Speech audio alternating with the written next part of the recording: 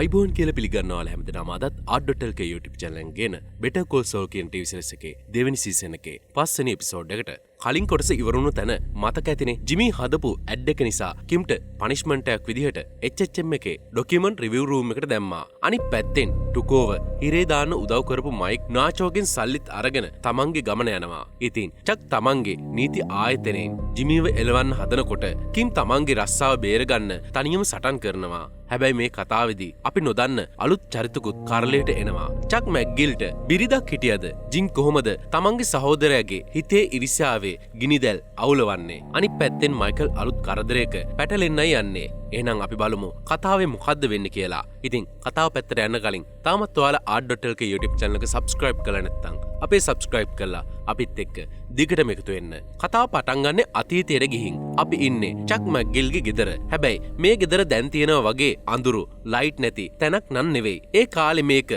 හරිම ලස්සන ආලෝකයෙන් පිරුණු තැනක්. චක් ඉන්නේ යාගේ බිරිඳ රෙබේකා එක්ක. රෙබේකා කියන්නේ දක්ෂ වයලින් වාදකයෙක්. මේ දෙන්න අද රෑ කෑමට කෙනෙක් කෙනකම් බලාගෙන ඉන්නේ. රෙබේකා චක්ගෙන් අහනවා එයා ඉන්න අමුත්තා ගැන කලබලෙන්ද ඉන්නේ කියලා. චක් කෙලින්ම උත්තර දෙන්නේ නැතුව මම කලබල නැහැ. මම සූදානමින් ඉන්නේ කියලා කියනවා. ගෙදරට ඉන්න අමුත්තා වෙන කවුරුත් නෙවෙයි ජිමි මැක්ගිල්. ජිමි එන්නේ බියර් පැක් එකකුත් අරගෙන. ජිමීව දැක්ක ගමන් චක්ගේ මූණ ටිකක් ඇඹුල් වෙනවා. රෙබේකා නම් ජිමීව හරිම උණුසුමෙන් පිළිගන්නවා. ජිමී ගෙනාව බියර් එක දිහා බලන් චක් මම හිතුවේ ඔයා වයින් බෝතලයක් ගෙනේ කියලා. කියද්දී ජිමී hina වෙලා කියනවා මේක තමයි වැඩ කරන මිනිස්සුන්ගේ තේරීම කියලා. ජිමීගේ මේ සැහැල්ලු විහිළුකාර ගතියට රෙබේකා කැමති වුණත් චක්ට නම් ඒක එච්චර අල්ලන්නේ නැහැ. කෑම මේසේදී ජිමී තමයි වැඩේ টොප් එකටම කරගෙන යන්නේ. එයා එක එක නීතිඥ විහිළු කතා කියමින් රෙබේකාව හිනස්සනවා. ජිමී කියනවා නීතිඥවරයෙකුයි ශුක්‍රාණුයි අතර තියෙන්නේ සමානකම මොකද්ද දන්නවද? මිලියනයකින් එකයි මනුස්සෙක් වෙන්න අවස්ථාව තියෙන්නේ වගේ විහිළු. රෙබේකා මේවට බඩ අල්ලගෙන hina වෙනවා. චක්ට මේක බලාගෙන ඉන්න බැරිම තැන එයා තමන්ගේ දැනුම පෙන්වන්න පටන් ගන්නවා. හැබැයි ජිමීගේ විහිළු ඉස්සරහා චක්ගේ බරසාර කතා පාස් වෙන්නේ නැහැ. ජිමීගේ මේ ජනප්‍රියත්වය චක්ගේ හිතේ ලොකු ඉරිසියාවක් ඇති කරනවා. තමන්ගේම ගෙදර තමන්ගේම බිරිඳ ඉස්සරහා ජිමී තරුවක් වෙන එක චක්ට දරාගන්න බැරුව යනවා. ඒ රෑම චක් සහ රෙබේකා ඇඳේ ඉන්නකොට චක් උත්සාහ කරනවා ජිමී වගේ විහිළුවක් කියලා රෙබේකාව හිනස්සන්න. එයා ජිමී කිව්ව විහිළුවක්ම ආයෙත් කියන්න try කරනවා. හැබැයි ඒක හරිම නීරස විදිහට කියන නිසා රෙබේකට hina යන්නේ නැහැ. ඇය බොරුවට hina වෙනවා. චක්ගේ හිත හදනවා. මේ සිදුවීමෙන් චක්ට තේරෙනවා එයාට කවදාවත් ජිමී වගේ මිනිස්සුන්ව ආකර්ෂණය කරගන්න බෑ කියලා. අතීතයෙන් මිදිලා අපි ආයෙත් වර්තමානයට එනවා. ජිමි HHM එකේ බේස්මන්ට් එකේ තියෙන ඩොකියුමන්ට් රිවිව් රූම් එකට යනවා. එතන ඉන්න කිම් කඩදාසි ගොඩක හිර වෙලා. ජිමි එයාට කෝපි එකක් ගෙනල්ලා දෙනවා. කිම් තාමත් ඉන්නේ ජිමි එක්ක තරහෙන්. ජිමි කරපු වැඩේ නිසා තමයි එයාට මේ දඬුවම විඳින්න වෙලා තියෙන්නේ. ජිමි එයාගෙන් සමාව ඉල්ලනවා. මේ තත්ත්වෙන් එයාව ගලව ගන්න මොනවද කරන්න ඕනි කියලා අහනවා. ජිමි කිම්ට පිස්සු අදහසක් දෙනවා. අපි HHM එකට නඩු දාමු. ඔයාට අසාධාරණයක් කළා කියලා. ජිමි අහනවා. කිම් මේකට කොහෙත්ම කැමති වෙන්නේ නැහැ. එයා ජිමීට කියනවා ඔයා ඔයාගේ රස්සාව බලා ගන්න. මම මාව බේර ගන්නම් කියලා. කිම්ට ඕනේ වෙන්නේ ජිමීගෙන් ඈත් වෙලා තමන්ගේ ප්‍රශ්නේ තමන්ව විසඳ ගන්න. ඇය දන්නවා ජිමි උදව් කරන්න ආවොත් ඒකෙන් වෙන්නේ තවත් ප්‍රශ්න ඇති වෙන එක විතරයි කියලා. කිම් කියනවා මම මගේ වල මමම කපාගත්තා. මමම තමයි මේකෙන් ගොඩ එන්න ඕනි කියලා. ජිමි ආයෙමත් ඩේවිඩ්සන් මෙන් එකට එනවා. එතනදී එයාට එයාගේ බොස් ක්ලිෆර්ඩ් මෙන් අලුත් කෙනෙක්ව හඳුන්වා දෙනවා. එයාගේ නම එරින් බ්‍රිල්. එරින් කියන්නේ කනිෂ්ඨ නීතිඥවරියක්. හැබැයි එයාගේ ඇත්තම රාජකාරිය තමයි ජිමීව ඇහැ ගහගෙන ඉන්න එක. ජිමි මොනවාහරි වැරදි වැඩක් කරනවද නීති කඩනවද කියලා බලාගෙන ඉන්න එක තමයි එයාට පවරලා තියෙන්නේ. හරියට බබාට ආයා කෙනෙක් වගේ. ජිමීට මේක කොහෙත්ම අල්ලන්නේ නැහැ. තමන්ව නීති රාමුවක හිර කරනවා වගේ කියලා එයාට තේරෙනවා. අනිත් පැත්තෙන් කිම් ඩොකියුමන්ට් රිවිව් එකේ ඉන්න ගමන් එයාගේ උත්සාහය අතාරින්නේ නැහැ. එයා හැම විවේක වෙලාවකම රෑ වෙනකන් තමන්ගේ පරණ කන්ටැක්ට්ස් වලට කෝල් කරනවා. එයා උත්සාහ කරන්නේ HHM එකට ලොකු අලුත් සේවාදායකෙක් හොයලා දීලා තමන්ගේ දක්ෂකම ආයෙමත් ඔප්පු කරලා මේ බේස්මන්ට් එකෙන් ගොඩ එන්න. මේකෙන් පේන්නේ කිම් කොයිතරම් ශක්තිමත් උත්සාහවන්ත චරිතයක්ද කියන එක.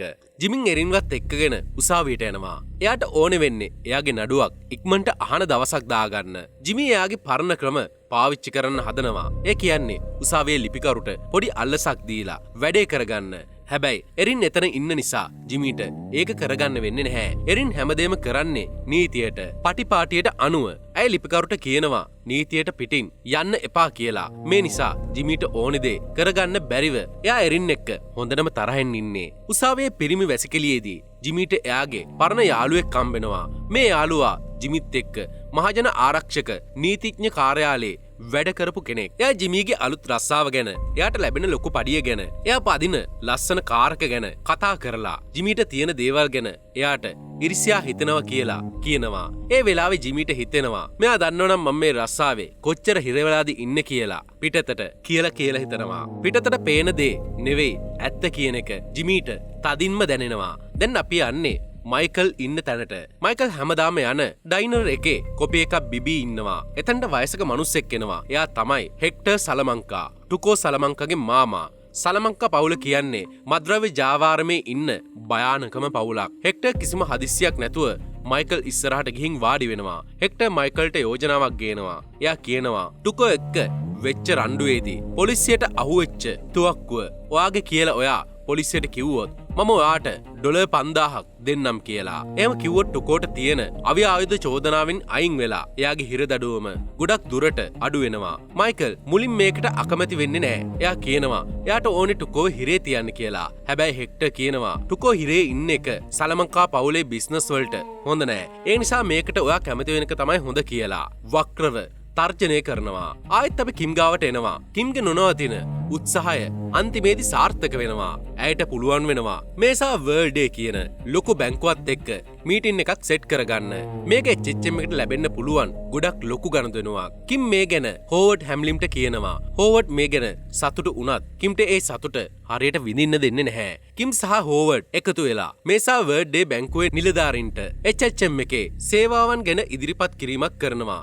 කිම් තමයි මේ වැඩේ වැඩිපුරම කියන්නේ. ඇය තමන්ගේ දක්ෂකම දැනුම පාවිච්චි කරලා ඒ නිලධාරීන්ව පුදුම කරනවා. අන්තිමේදී මේසා වර්ල්ඩ් ඩේ බැංකුව HHM එකත් එක්ක වැඩ කරන්න කැමති වෙනවා. මේක කිම් ලබපු ලොකු ජයග්‍රහණයක්. කිම් හිතන්නේ මේ ලොකු ජයග්‍රහණයෙන් පස්සෙවත් එයාට ආයෙත් තමන්ගේ පරණ ඔෆිස් එකට යන්න පුළුවන් වෙයි කියලා. හැබැයි හෝවර්ඩ් එයාගේ ඔෆිස් එකට කිම්ව ගෙනල්ලා කියන්නේ හරිම කනගාටුදායක ආරංචියක්. හෝවර්ඩ් කියනවා ඔයා ලොකු වැඩක් කරලා ඒත් ඔයාට තව ටික කාලයක් ඩොකියුමන්ට් රිවිව් එකේම ඉන්න වෙයි කියලා. මේක ඇහුවාම කිම්ගේ මුළු ලෝකෙම කඩාගෙන වැටෙනවා වගේ එයාට දැනෙන්නේ. මෙච්චර මහන්සි වෙලත් Tamanට සමාවක් ලැබෙන්නේ නැති එක ගැන ඇය හොඳටම කම්පා වෙනවා.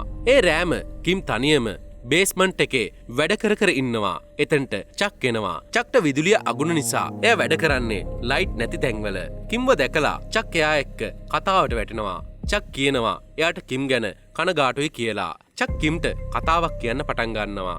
ඒ එයාගේ තාත්තගේ සිල්ලර කඩේ ගැන කතාවක්. චක් කියන විදිහට එයාගේ තාත්තා හරිම හොඳ අවංක මිනිස්සෙක්. හැබැයි ජිමි පොඩි කාලේ ඉඳන්ම හොරෙන් කඩේ සල්ලි පෙට්ටියෙන් සල්ලි අරගෙන තියෙනවා. ටික අවුරුදු ගාණක් තිස්සේ ජිමි සල්ලි හොරකම් කළා. චක් කියනවා එයා ජිමිට මේ ගැන කිව්වම ජිමි හැමදේම ප්‍රතික්ෂේප කළා කියලා. අන්තිමේදී ජිමි හොරකම් කරපු සල්ලි ප්‍රමාණය කොච්චරද කියනවනම් කඩේ බංකොලොත් වෙලා එයාලගේ තාත්තා ඒ දුකටම මාස 6කින් මැරුණ කියලා චක් කියනවා. චක් මේ කතාවෙන් උත්සාහ කරන්නේ කිම්ගේ හිතේ ජිමි ගැන තියෙන හොඳ ආකල්ප නැති කරලා ජිමි කියන්නේ කවදාවත් හැදෙන්නේ නැති උපන්ගේ හොරෙක් කියලා ඔප්පු කරන්න. කතාව ඉවර කළා චක් කිම්ට කියනවා මම ඔයා වෙනුවෙන් හෝවර්ඩ් එක්ක කතා කරන්නම් කියලා. එයා මෙතෙන්දී අඟවන්නේ එයාට පුළුවන් කිම්ම මේ ඩොකියුමන්ට් රිවිව් එකෙන් ගලව ගන්න කියලා. හැබැයි චක් මේ උදව්ව කරන්නේ ඇත්තටම කිම්ට තියෙන අනුකම්පාවටද නැත්නම් ජිමිගෙන් කිම්ව ඈත් කරලා තමන්ගේ පැත්තට ගන්න දරන උත්සාහයක්ද? මේ ප්‍රශ්නය අපේ හිතවල ඉතුරු කළා චක් එතනින් පිටත් වෙලා යනවා. එතනින් මේ කොටසත් අවසාන වෙනවා. ඉතින් අද එපිසෝඩ් එක ගැන මොකක්ද ඔයාලා හිතන්නේ? වගේ අදහස පල්ලෙහා කමෙන්ට් එකක් විදිහට සඳහන් කරන්න අමතක කරන්න එපා. එහෙනම් ඉතින් මේ වගේම තවත් එපිසෝඩ් එකකින් හම් වෙනකන් මම ඔයාලගෙන් සමු ගන්නවා. ඔයාලා හැමදෙනාටම සුබ දවසක්.